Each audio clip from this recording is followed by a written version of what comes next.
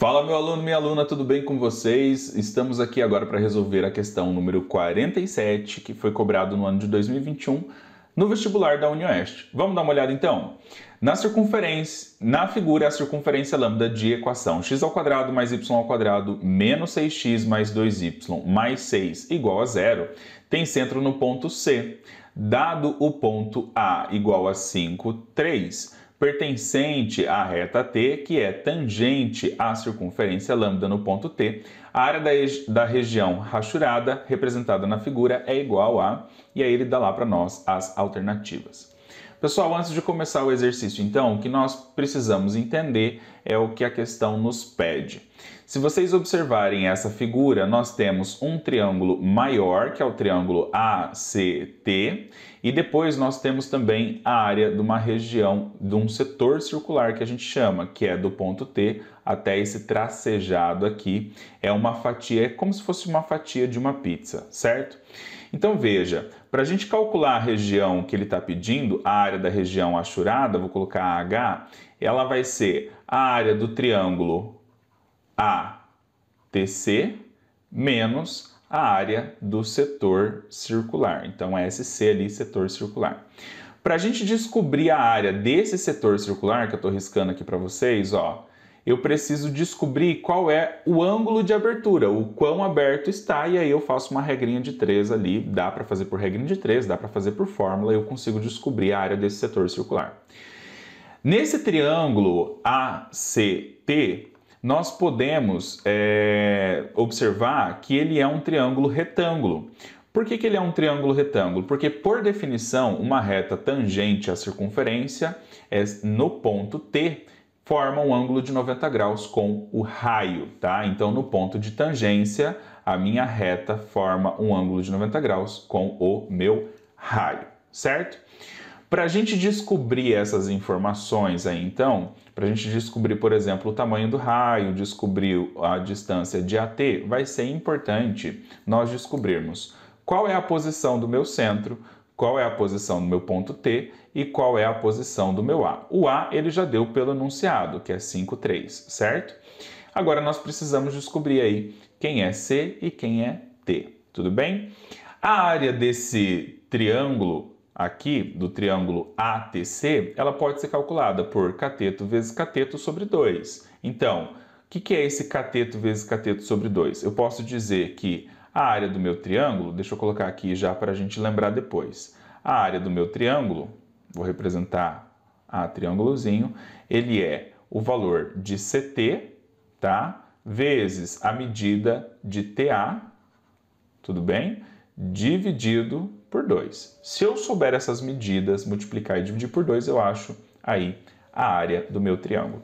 Já a área do setor circular, se eu tenho o meu ângulo, aqui eu vou denotar inicialmente por θ. Se eu tenho o valor de θ, eu posso calcular como sendo θ vezes π vezes r² dividido por 360 graus, se θ estiver em graus, tá bom? Se θ estiver em radianos, a gente divide por 2π, que é o equivalente a 360 graus em radianos. Perfeito? Então a ideia principal aí é essa, tá?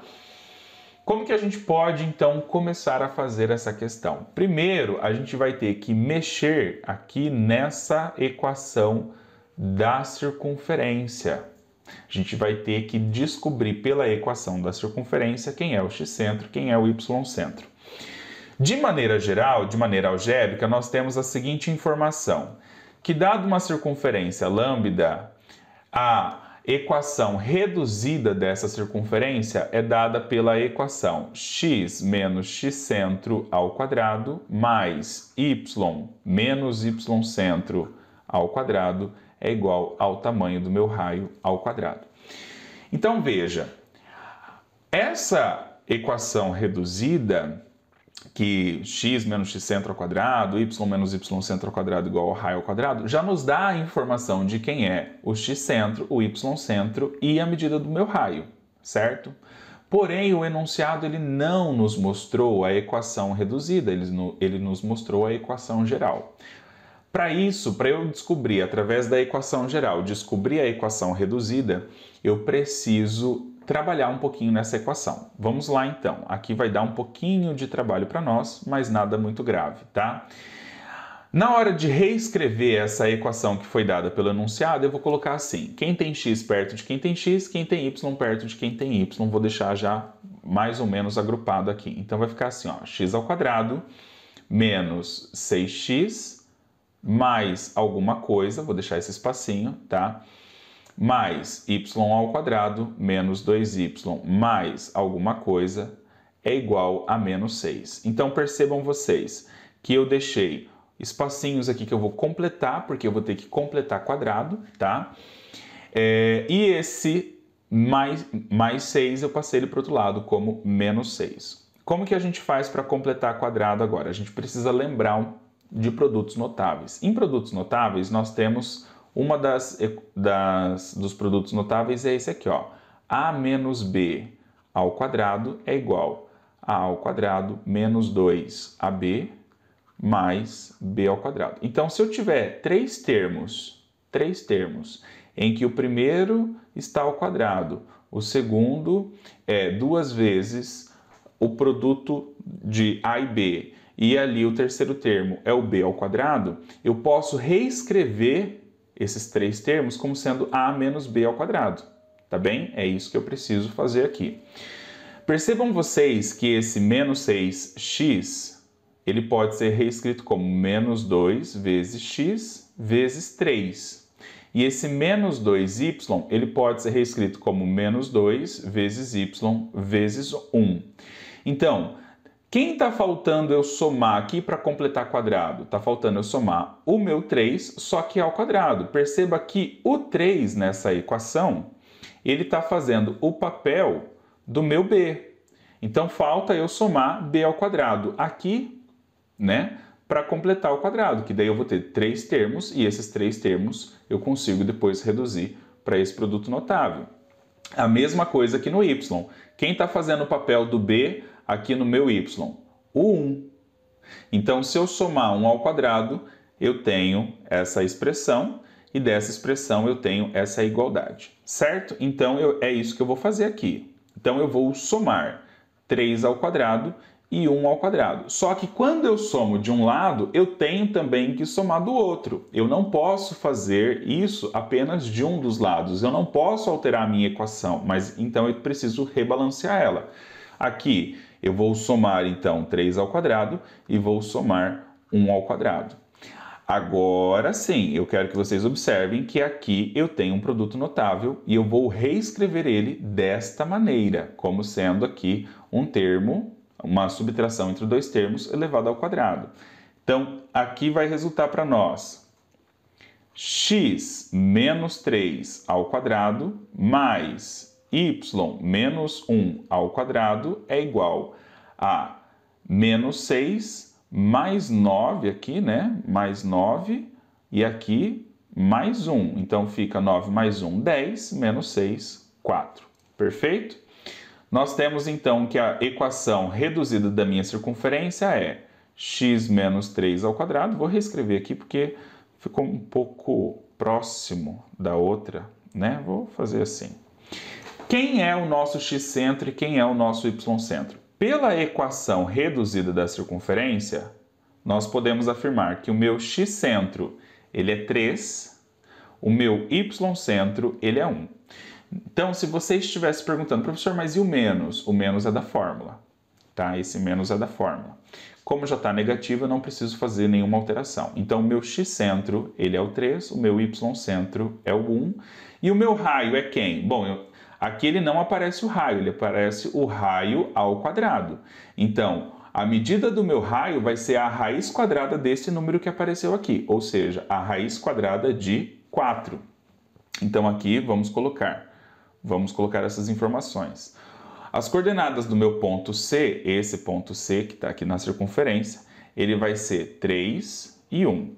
E o meu raio, ele é igual à raiz quadrada de 4, que é 2. Então, nós chegamos à seguinte informação. Aqui nós temos o ponto 3, 1. Aqui nós temos 2 unidades de medida, certo?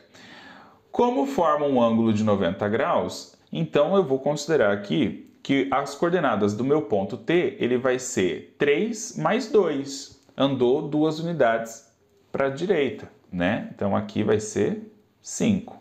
Tudo bem? Quem vai ser a coordenada y do meu ponto T? A coordenada y do meu ponto T não mexeu, né? Não foi nem para cima nem para baixo. Então ele vai continuar sendo 1, tá bem? Se você tiver alguma dificuldade em enxergar isso que o professor está fazendo, basta você colocar aqui um plano cartesiano, tá bem? Um plano cartesiano ele vai ficar mais ou menos aqui assim, ó, eixo x, eixo y, tá? E aí, em cima desses eixos, eu tenho aqui a coordenada 3, certo? Para x, aqui vai ser a coordenada 5. Aqui eu tenho a coordenada 1 para y, e aqui eu tenho a coordenada 5 para y. Perfeito? Então, seria essa a ideia aí. Bom, para não ficar muito carregado, eu vou apagar essas coordenadas aqui.